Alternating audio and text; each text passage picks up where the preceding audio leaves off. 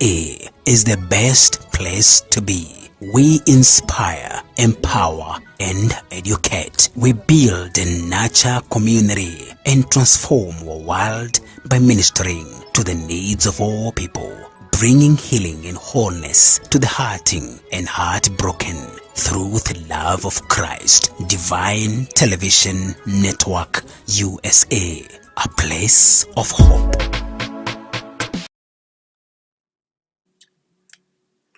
Hello, everybody. My name is Rosie, and I'm so happy and excited to be sharing the word with you this afternoon. So, if you haven't liked our page, you can invite a friend to come and join us as we do our Wednesday afternoon Bible study.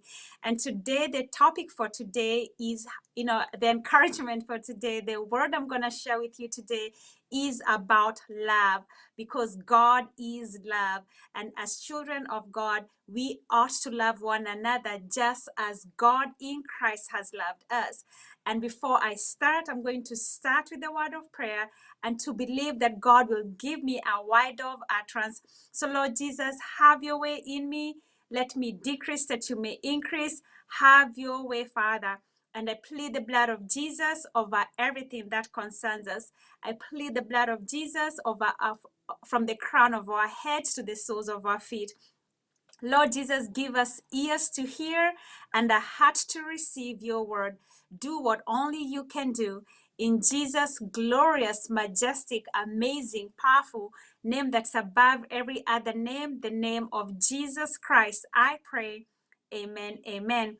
So today we're going to do a Bible study starting from the book of Deuteronomy, chapter 26 and verse 16. So if you have your Bible or your app, whatever you use for your Bible, I would encourage you to look at it and read along with me, because the word of God is true. Just think about it. The word of God is our spiritual food. If you're hungry, what do? You go and fix yourself something to eat. You go to the kitchen, you go to the restaurant. So when you need a word from God, you need an encouraging word, you want to communicate with God, you have to go to the word and look at it and feed on it on your own so that you can help somebody else. So today I'm using the New Living Translation. So whatever translation you have, you can read along, and let's just hear what God is saying to us this afternoon or night or morning, wherever you're watching from. So Deuteronomy chapter 26 and verse 16, it says, "Today the Lord your God has commanded you to obey all these laws and regulations. You must commit yourselves to them without reservation. You have declared that the Lord is your God. You have promised to obey his laws. You have promised to obey his laws, commands, and regulations by walking in his ways and doing everything he tells you.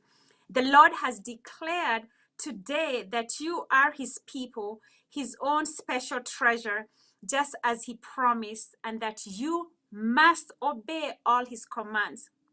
It says, the Lord has declared today. There's this other scripture that says, "This is the day the Lord has made, and I will rejoice and be glad in him and be glad in it."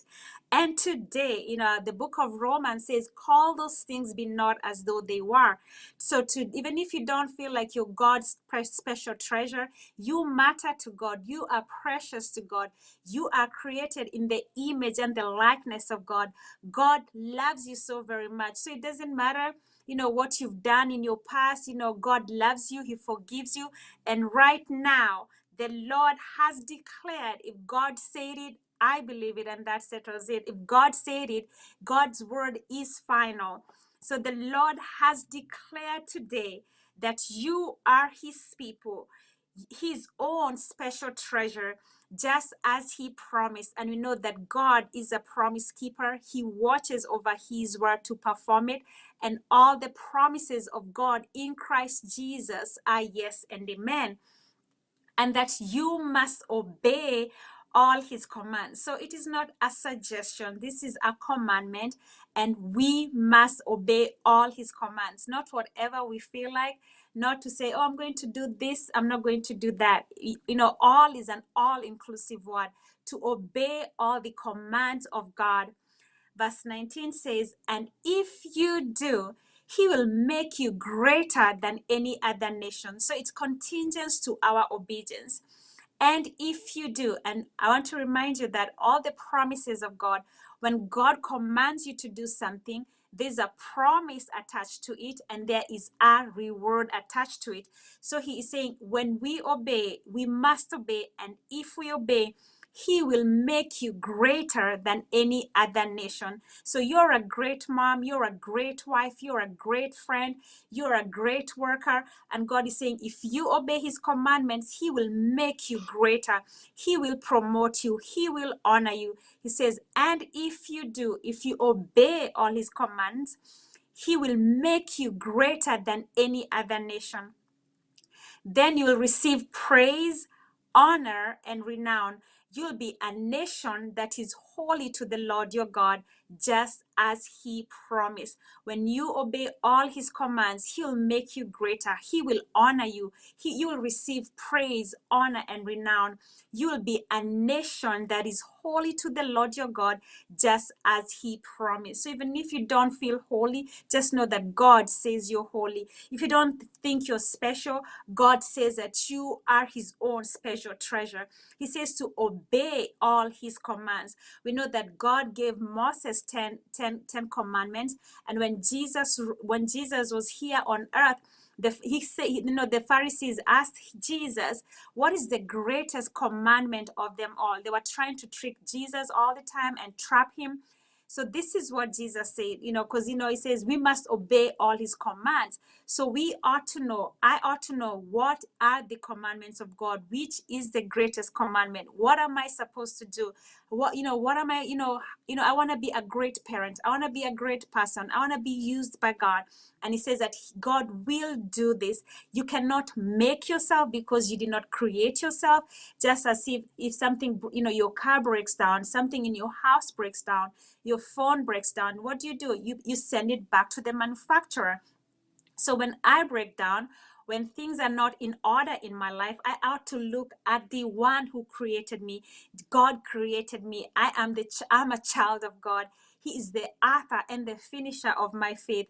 In Jeremiah 29:11 says, for I know the plans I have for you. So if you want to know what plans God has for you for your future, instead of thinking about, what is it that I want to do, trying to make ourselves something based on how we feel, we ought to be like Jesus and say, Lord God, not my will, but your will be done. This is what I want to do. But Lord Jesus, what is it that you want me to do? What is it that you want to do in my life? He says, if you obey all his commands, so it's contingent to our obedience to his commandments, he will make you greater. So it takes the pressure of me, it takes the pressure off yourself, and all we have to do is obey God, obey his commands. So what is he talking about? It goes to the book of Matthew. If you have your Bible, Matthew chapter 5 and Matthew chapter 5 and 17. It says, don't, because the Pharisees thought that Jesus came to abolish the law. Jesus said, no, I came to fulfill them. I assure you, until heaven and earth disappear, even the smallest detail of God will remain until its purpose is achieved. So we already established that God made 10 commandments. And when Jesus came, the Pharisees tried to trick him and ask him, out of the laws of Moses, which is the greatest commandment? And then Jesus helps us, and he says, this is what he told the Pharisees. He says, one of them, Matthew chapter 22 and verse 35, one of them, of the Pharisees, an expert in religious law, tried to trap him with this question. I'm just going to go back to verse 34. So Matthew chapter 22 and verse 34. But when the Pharisees heard that he had silenced Jesus, had silenced the Sadducees with his reply, they thought up a fresh question of their own to ask him. Verse 35. One of them, an expert in religious law, tried to trap him with this question: Teacher, which is the most important commandment in the law of Moses? Jesus replied, You must love the Lord your God with all your heart, all your soul, and all your mind.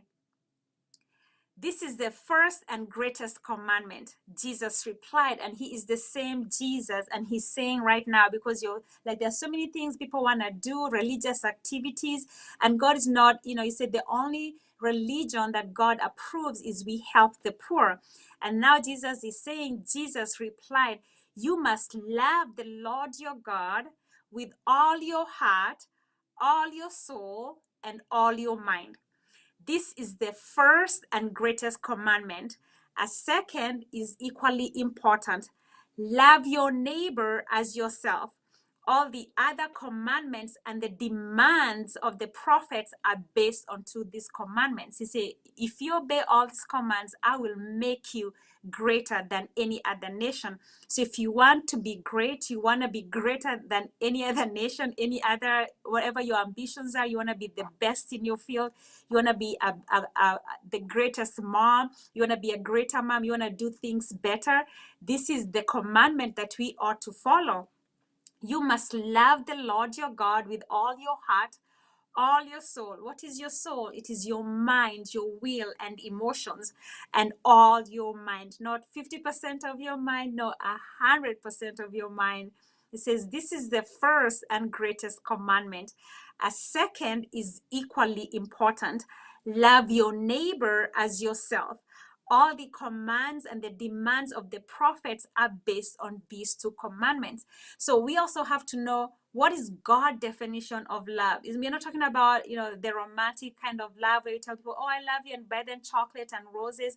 We're talking about the God kind of love, because God is love. He is the essence of love. So what is God's definition of love? So again, we're going to go to 1 Corinthians chapter 13 and verse 4. And it says, so you're asking yourself, okay, so God said, if the greatest commandment is to love one another, love God as, love God, love your neighbor. But how am I supposed to love? How am I going to do this? How am I going to love my neighbor? How am I going to love God?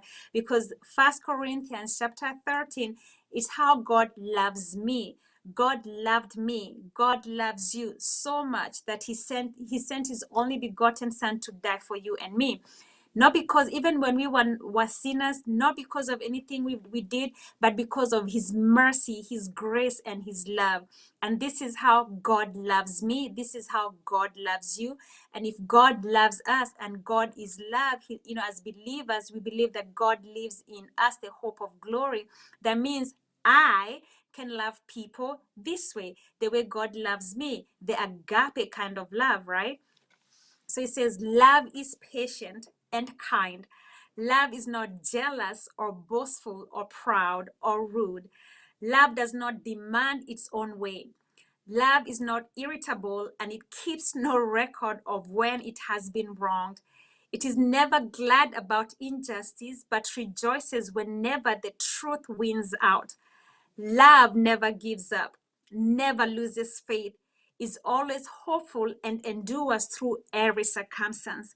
Love is patient. So you have to judge yourself. The Bible says, judge yourselves lest you be judged. So if I am not being patient, I need to check myself and work on my patience.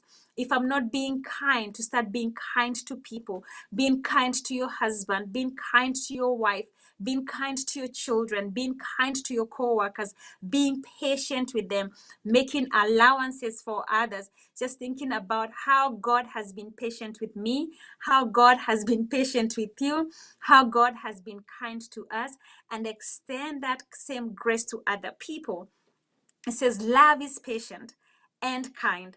Love is not jealous. Not to be jealous when other people, they seem like they're moving up on the ladder of life. If you see your friend, if I see my friend, if you see people, maybe you're believing God for a house and I got a house, instead of being jealous for this person, what I need to do is say, thank you, Jesus. You blessed Rosie with the house. The line is moving. I am next in line. Whatever you believe in God for, if God is doing it for somebody else, instead of being jealous, I just say and just learn to say, thank you, Jesus, you're blessing Jane. Thank you, Jesus, you've blessed Rosie. And you say, thank you, God, the line is moving.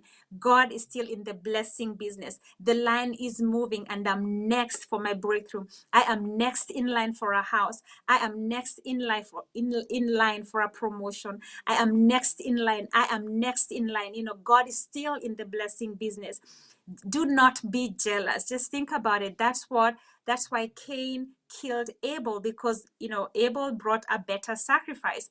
The most thing the best thing he could have done is just ask Abel, you know what, you seem to to do well, like you always bring the great sacrifices, teach me. You can learn from people.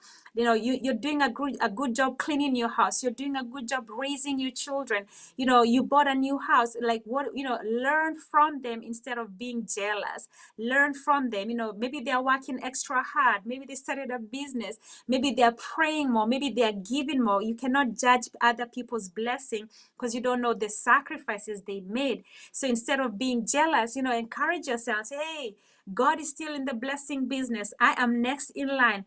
Don't be boastful, because whatever I have, whatever you have, it all belongs to God. The earth is the Lord and the fullness thereof. Don't be proud. Isn't that why the devil was kicked out of heaven? Because of pride, because he was proud. Don't be rude. The best thing to do, or I do, if I have nothing nice to say, just be quiet. You don't have to be rude to people. I know it is hard, but we can do. You can do. I can do all things through Jesus Christ, who infuses us with strength. Nothing is impossible. Nothing is impossible to those who live, because you can say, this person did me so wrong. I'm just going to cast them out. Where does that leave you? It puts you in the same boat with them. So to take the high ladder, and you know what? If you don't say it, you're not going to be accused of it. Once you say it, once you're rude, the Bible says the tongue is a tiny member, but it can cause a lot of problems. So to ask Jesus to tame my tongue, to tame your tongue, Lord Jesus, give me the discipline. I know you've already given me the discipline to remain silent when I have nothing nice to say. If I have nothing edifying to say, let me be silent. Just tame my tongue, because once you say something, I can cause a lot of damage. And now, instead of moving on with my life, I'm just cleaning up a mess that I could have avoided if I just remained silent. But again, Romans 8 verse 1 says, there is now no condemnation to those who are in Christ Jesus. God is helping me. God is helping you. God is helping us all. Like the song said, our help comes from the Lord. Not to be prideful. And if you need help, just ask God to help you. The book of James says, if any of you lacks wisdom, let him ask of God. Message Bible translation says, if you don't know what you're doing, pray to God. Pray to God. Lord Jesus, I don't know how to talk to my husband. Lord Jesus, I don't know how to talk to my co-workers. And he will help you, because I don't have, you don't have, because we don't ask in faith. We are being prideful. We're thinking I can take care of it, but to just ask, to reach out and ask God for help, because he is our ever-present help in time of need. It says, love is patient. This is good. Love is patient and kind. Love is not jealous or boastful or proud or rude. Love does not demand its own way, not saying it's my way or no way. We ought to make allowances for one another, because I might think my way is the best way, but somebody else has a better way to do it. I can think, when you say, oh, I already know that, that's a form of pride, because when somebody's trying to help you, somebody's trying to help me, and then I say, oh, I already know that. You know what that does is it closes me. It closes you from learning, because maybe they learned an easier way to do it. With now technology, things are getting easier. Some people are more technical than others. But you know what? Don't say this is always how we have done it, because things are always changing and we can learn from one another. It says, love is not irritable, not to get irritated. And, just to watch my attitude, watch your attitude.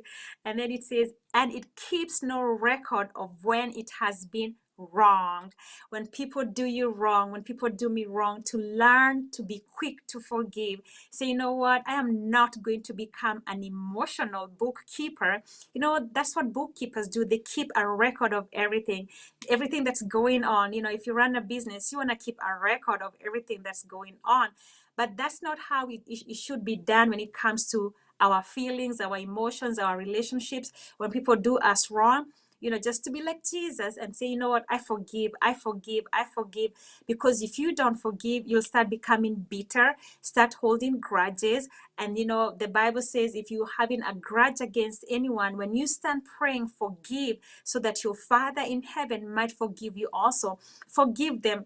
Not, it's not like what they did is right, but you're doing it so that God, you don't want your prayers being hindered. And when you forgive, you're making room for God to work in that situation. And if I am wrong, if you're wrong, don't be too proud to say, please forgive me, I messed up. Just say, you know what, I'm sorry I messed up. I'm sorry I made you mad. Please forgive me.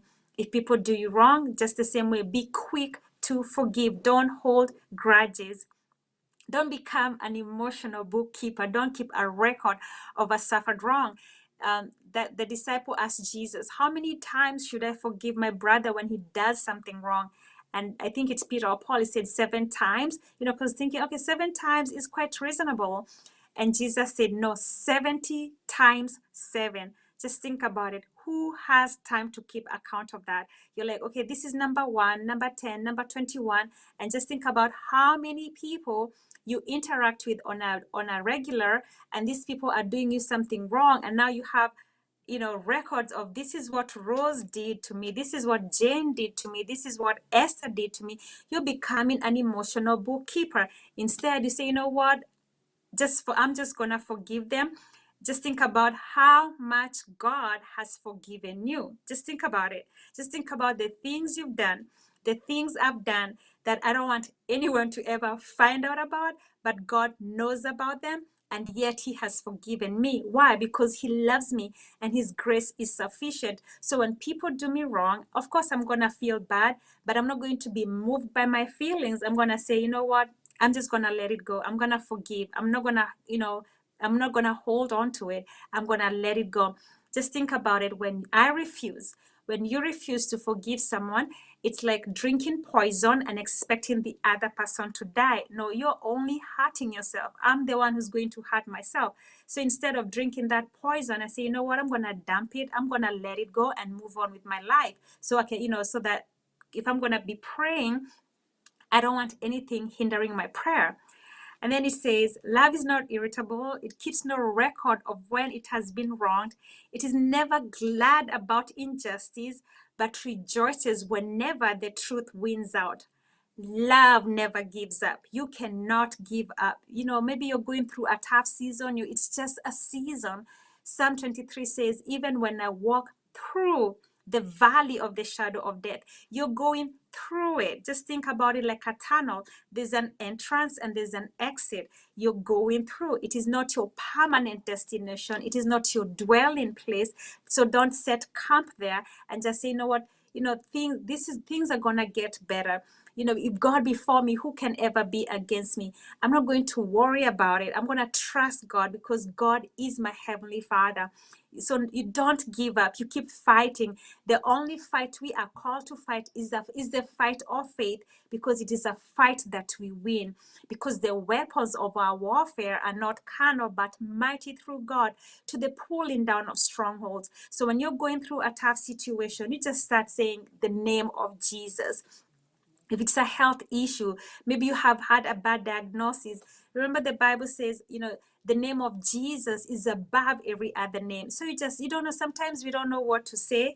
We don't know what to do. That's why it says, love is not proud or rude. You don't know anything nice to say. You just say Jesus, Jesus, Jesus, because there's power in the name of Jesus. That's our weapon number 1. Our weapon number 2 is the blood of Jesus. There's power in the blood of Jesus. Our weapon number 3 is the word of God. The word of God is powerful. Just speaking the word of God over your circumstances, because God watches over his word to perform it. His word will not return void, but it shall accomplish that which it was purposed to do. You have the word of God. That's all you need. If God said that by his stripes you're healed, if God said that he'll protect you, God said he'll make a way for me where there's no way, God said that your children will be taught of the Lord, God said that he'll provide for you, then you cannot give up. I cannot give up, because when I pray, God is not answering my prayers according to my timing. That's why we give up. You're like, oh, I prayed yesterday and God did not answer my prayer today, so I'm going to give up. No, you keep on standing, because God heard you. And at the appropriate time, he'll show up and show out. But if you give up in the middle, you're going to miss your harvest. Just think about, as a farmer, when a farmer plants seed in a field, he doesn't go the next day and say, oh, I don't have any potatoes, I don't have any apples, I'm not having a harvest. No, they gotta wait for the harvest season. You planted yesterday. God is a God of miracle. I'm not discounting that, but we have to use the analogy of a farmer. He plants seeds, and then there's a watering season. He's gotta wait it out, and then couple of months, couple of days, he's gonna have a harvest, or the harvest season. But when we pray, know that God has already heard us. You have a word from God. That is your answer. You keep standing on it, knowing that that word will not fail. God will not fail. And just say, I will not give up. Love never gives up. God is love. So you can't give up on God, because God will never give up on you. And it never loses faith. And faith comes by hearing, and hearing by the word of God. Faith is the evidence of things we do not yet see with our natural eyes. So you're sick in your body, and the word of God says that by his stripes you're healed. Another scripture says that Jesus sent his word and healed us from all our distractions. So you already have that word. You just keep on holding on to your faith, because God is a faithful God. Even when we are faithless, God is still faithful.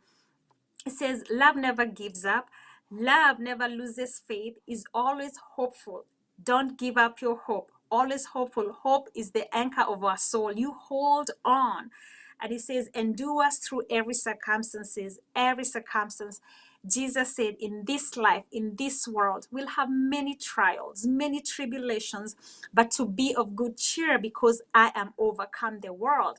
Just think about it. The one who overcame the world calls me, calls you more than an overcomer. So whatever the circumstance, you have a word from God. That's your answer. You keep holding on. Don't give up hope. Don't give up faith. You keep holding on to the promises of God, because love is patient. That is God. God is patient. So I also have to be patient. If you're married, you have children, you work with people, if you just read this every single day, I miss it. I'm not gonna sit here and say, oh, I'm perfect, I got this, all right. It's every day you crucify your flesh. Every day you mess up, you say, you know what, I can do better. I don't have to be rude. I can be patient. I don't have to demand my own way. I don't have to be irritated. And just, it says, be ye renewed by the renewal of your mind. So when I read this, I have to judge myself and make the right adjustments. You know what I mean? Like, faith, not because it says becoming a doer of the word, not just a hearer only. So now that you have heard, now that I've also heard, it gives me a bigger responsibility that I cannot act a certain way. You just read it again, and it's a short scripture. I'd say 3 minutes every day.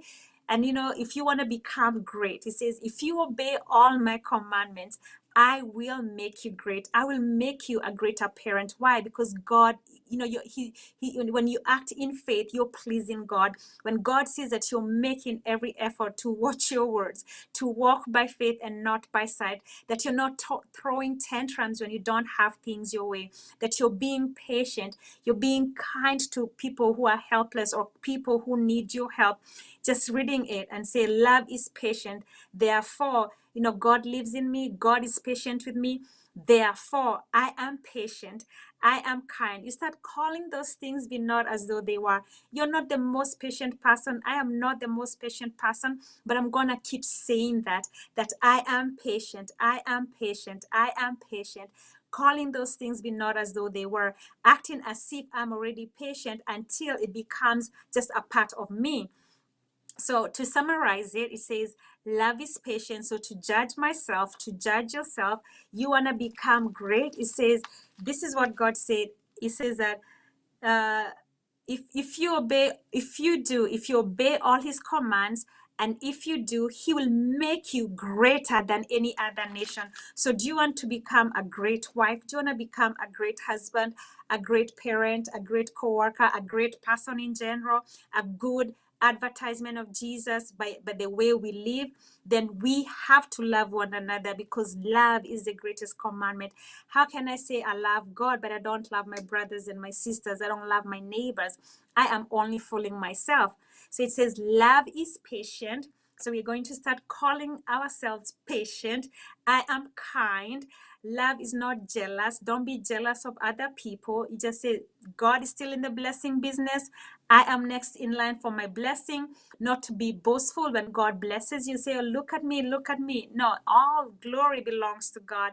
Promotion doesn't come from the east or from the west. It comes from God. So when God does something, amazing in your life, don't take credit. You just give the glory to God, because it belongs to him anyway. The earth is the Lord and the fullness thereof. It says, love is patient and kind. Love is not jealous or boastful or proud or rude. Love does not demand its own way. Love is not irritable, and it keeps no record of when it has been wrong. It is never glad about injustice, but rejoices whenever the truth wins out. Love never gives up, never loses faith, is always hopeful, and endures through every circumstance. And then verse 11 says, it's like this. When I was a child, I spoke and thought and reasoned as a child does. But when I grew up, I put away childish things. Where it is like this. When I was a child, I spoke and thought and reasoned as a child does. But when I grew up, I put away childish things. Just think about it. When you see a spoiled child at a store, at the candy store, they're throwing tantrums, they're being rude, they're not being so kind or mindful of other people. So we cannot act as children. When we are not walking in love, when we are throwing tantrums, when we are being rude, we are not being kind to one another. When we keep in a record, that's childish. So for me and you to put away childish things and to grow up, we're already grown, and to do the things right. You say, when it is like this. When I was a child, I spoke and thought and reasoned as a child, but when I grew up, I put away childish things. The book of Romans says, call those things be not as though they were. So even if I'm still throwing tantrums, I'm still being rude, I'm going to put all that away and start acting as an adult, as like someone who's grown, that a good representative of God, not to be rude, to be kind, to be, to see the best in people. People have done you wrong, and when you see them, you're like, what do? John Maxwell says, when you see people, you give them a 10 over 10. You see the best in them. You're not, yes, they did you wrong, but God sees the best in them. And as children of God, I also have to see the best in people. Those who have done me wrong, see the best in them, because that's how God sees them. Because think about it, when you're patient, when you're kind, you're not going to murder people, right? You're not going to steal from your neighbor. It says, like, the 10 commandments says, do not murder. If you're loving people, you're not keeping a record of wrong, you have forgiven them. You're not going to kill someone. That's what I believe. You're not going to commit adultery. You're not going to steal. You're not going to testify falsely against your neighbor. You're not going to be jealous. You're going to be just walking in love, being happy for other people, knowing that God is still in the blessing business. And again, We are all growing. I have not arrived yet. It's every day God is helping me. Every day we have to go to the word. Every day I have to judge myself. If I was rude to someone, I am sorry. I am sorry. I am sorry. Please forgive me. And you ask God for, to and repent and say, Lord Jesus, I am sorry I missed the mark. Romans 8:1 says, there's now no condemnation to those who are in Christ Jesus. Of course, we've done things wrong, but God's love is sufficient. God's grace is sufficient. And we all repent and we say, Lord Jesus, I am sorry I missed the mark. I am sorry I didn't walk in love. So, and for us to walk in love, even when the other person is not walking in love, I'm just going to do my part. I'm going to be patient. I'm going to be kind. I'm going to see the best in people. I'm not going to be rude. If I have nothing nice to say, I'm going to remain silent, because if I don't say it, I'm not going to get in trouble. Instead of saying all the negative stuff, you cannot accuse someone for something they did not say. Does that make sense? Like if I say something bad about someone, then it's going to be damage control. But if I don't say it, I'm going to move on with my life. So to ask God to set a guard over our mouths so we don't talk bad about people, because nobody wants that. I don't want people talking bad about me. So why am I talking bad about people? I don't want people being rude to me. Why am I being rude to others? Of course, I'm going to miss it. Of course, you're going to miss it. We live in this world. There's so many temptations, so many opportunities for us to walk out of love.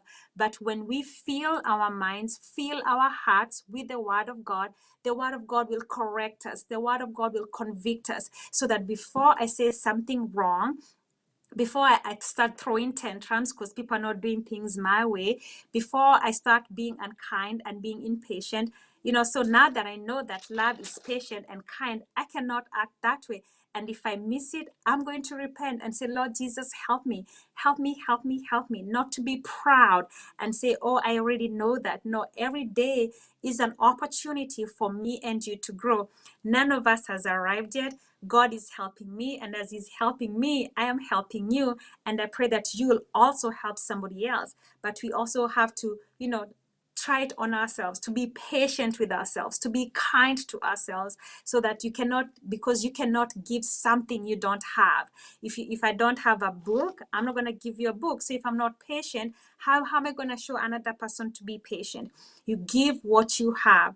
Out of the abundance of the heart, the mouth speaks. So for me and you to commit ourselves, like the Bible says, to reading the word and to be doers of the word.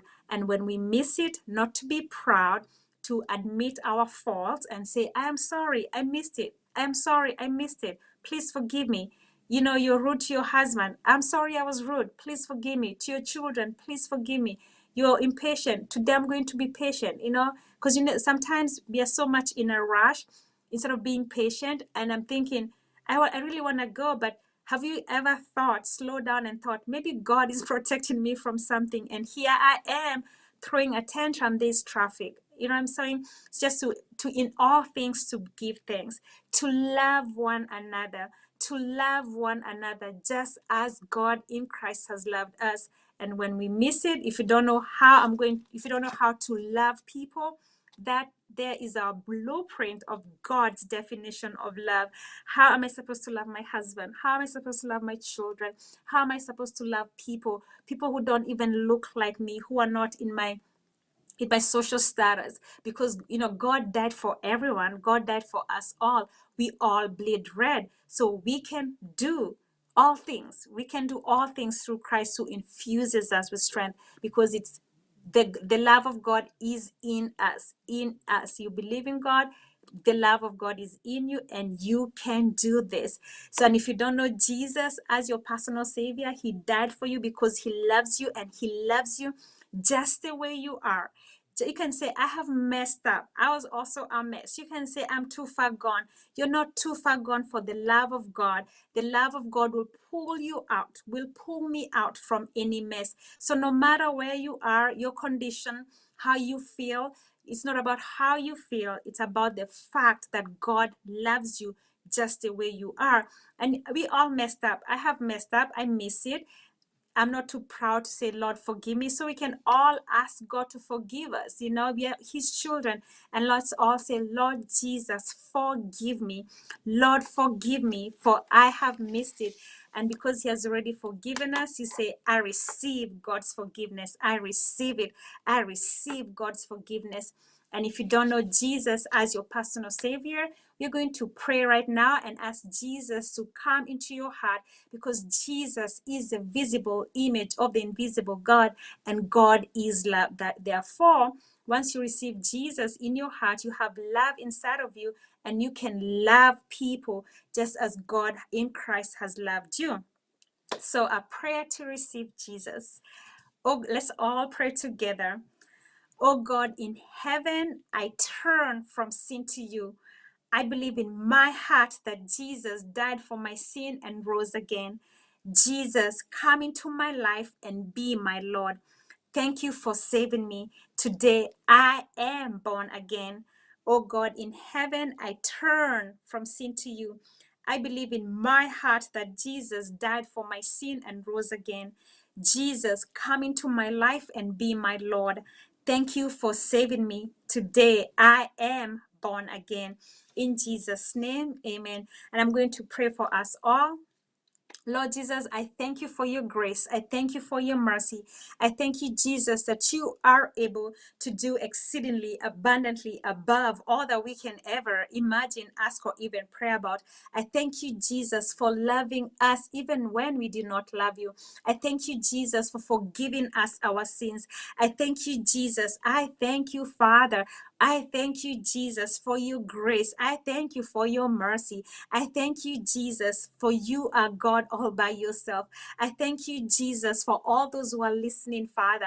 I thank you that you'll meet them at their point of need. For those who need healing, Father, I thank you that you're healing them right now, that you are the physician, that you are performing a supernatural surgical operation in every area of their lives, Father. Healing them, Father, mending them, Father, healing their broken hearts, Father. I thank you, Jesus, for those who need provision, that you are our provider. You are the provider, and you're providing all their needs according to your riches in glory in Christ Jesus. They do not lack for nothing. You're making a way where there's no way. For those who need peace, Father, peace in their homes, Father, those who have broken marriages, Father, I thank you, Jesus, that you are the restoring Father. You're restoring marriages right now. You're restoring relationships, Father God. You are the God of the reconciliation, and you're reconciling people right now. We thank you, Father, that your peace transcends all human understanding. I plead the blood of Jesus over those homes where there's strife. I plead the blood of Jesus, Father. I plead the blood of Jesus, Father. I plead the blood of Jesus on everybody listening to my voice, Father. I plead the blood of Jesus over their homes, over their relationships, over everything that concerns them. And I thank you, Jesus, that you are the God of the breakthrough. You are the blessing God. You are the blessing Jesus. You are our source, Father. So, Father, I thank you that you're blessing us, Father, that everywhere we look, there's blessing, blessing, blessing, that we are not going to be jealous when our neighbors are getting blessed. Our neighbors are getting blessed, Father, because, Lord, we are next in line. I am next in line for a breakthrough. My brother and my sisters who are listening, Father, they are next in line for whatever they're believing for. For those who believe in God for homes, you are next in line for a house. For those believing God for children, you are next in line for a child. For those who believe in God for jobs, you are next in line for a job and a promotion. We don't have to manipulate people to get promotions, because promotion doesn't come from the east or from the west. It comes from God, and God sees. He sees he sees your sacrifices. He sees your hard work. So whatever you do, you keep doing it as unto the Lord and not unto men, because God sees, and he will promote you. We thank you, Jesus, for our children. They will be taught of the Lord, and great shall be their peace. I thank you, Jesus, that you know what we need before we even ask. So I give you all the glory and all the honor, Father, knowing that you are doing what you said you will do, that you will show up and show out. And I beseech you this day, Lord Jesus, to show me your glory, show my brothers and my sisters who are listening your glory, and I believe you will. I believe you will. I believe you will, because you are the God who answers prayers. You bend down from heaven and hear and answer my prayers. You always confirm your word with signs and wonders following. And we receive your grace. Let's all say we receive God's grace. We receive God's favor. We receive God's blessings. We are crowned with God's favor. In the name of Jesus, I pray. In Jesus' glorious, majestic, amazing, powerful name that's above every other name, the name of Jesus Christ, I pray. Amen, amen, amen, amen, amen. I plead the blood of Jesus, and Jesus is Lord over all. In Jesus' name, I pray. Amen, amen, amen, amen. So I truly appreciate you for joining me this afternoon, for doing a little Bible study, and I pray and believe that it has inspired you to love people. It doesn't matter if they're doing it, you do you, you walk in love, even if the other person is not. You do your part. You're not responsible for other people's actions. You're responsible for your own actions. So you choose to walk in love and watch God do something that you never do on your own, because God is love and he watches over his word to perform it. So you keep on smiling. You keep on trusting God. You keep on loving God. You keep on trusting God. You keep on loving people, and God will show up and show out in our lives, because faith works by love, because God is love. In the name of Jesus, amen. So I'll see you next time. You are blessed, blessed, blessed, blessed. See you next time. God bless you. Bye-bye.